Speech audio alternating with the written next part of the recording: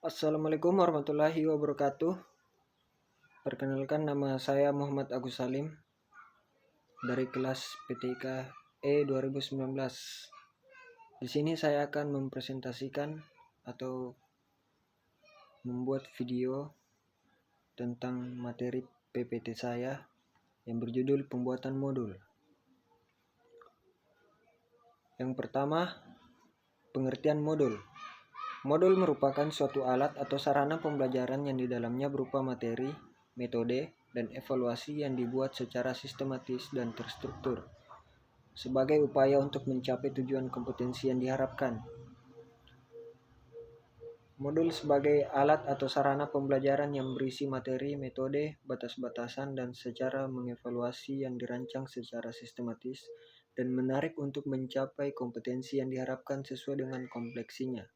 Depdiknas 2008. Selanjutnya yaitu kerangka modul. Yang pertama itu ada halaman sampul yang berisikan judul modul, kode modul, keterangan revisi, gambar ilustrasi, institusi penerbit, dan edisi atau tahun terbit. Yang kedua yaitu sampul dalam yang juga berisikan judul modul disertai dengan nama penyusun, nama editor, tahun cetak, dan tahun revisi. Yang ketiga yaitu kata pengantar.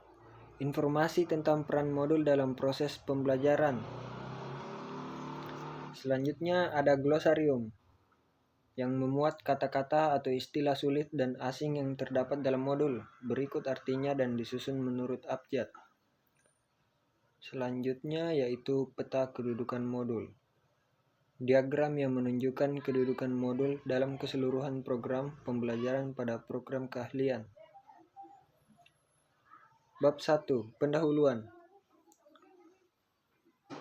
Pertama kita harus memberikan deskripsi atau penjelasan singkat tentang nama dan ruang lingkup isi modul, kaitan modul dengan modul lainnya, dan hasil belajar yang akan dicapai setelah menguasai modul, serta manfaat kompetensi tersebut di dunia kerja.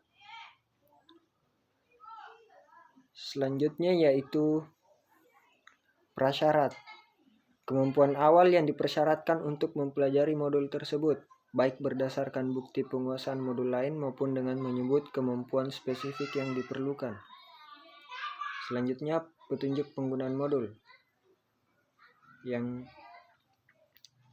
yaitu panduan tata cara penggunaan modul, baik panduan bagi siswa maupun bagi guru.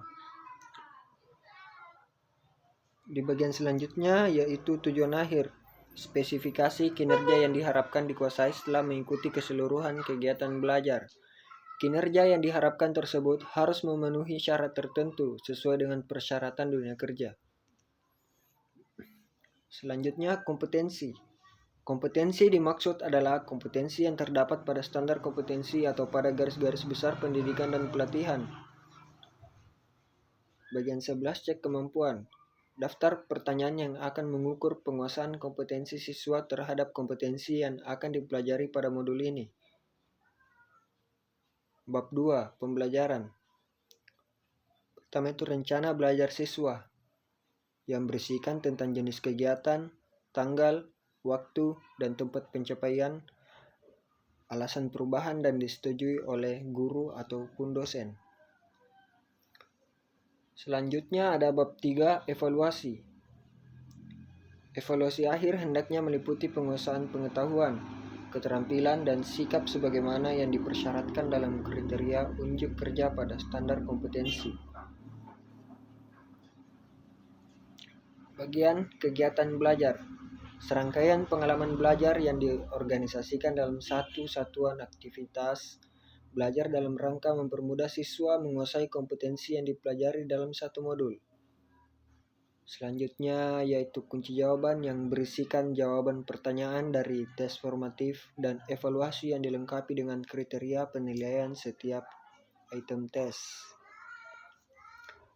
Selanjutnya yaitu ada bagian penutup yang berisikan informasi tentang cara peserta diklat memperoleh sertifikat setelah menyelesaikan suatu kompetensi dan melanjutkan ke modul berikutnya. Daftar pustaka berisi daftar buku atau referensi yang digunakan untuk acuan dalam menulis modul dan disusun secara alfabet. Baik, itulah yang bisa saya presentasikan untuk PowerPoint saya. Bila ada kurang mohon dimaafkan. Sekian dan terima kasih. Assalamualaikum warahmatullahi wabarakatuh.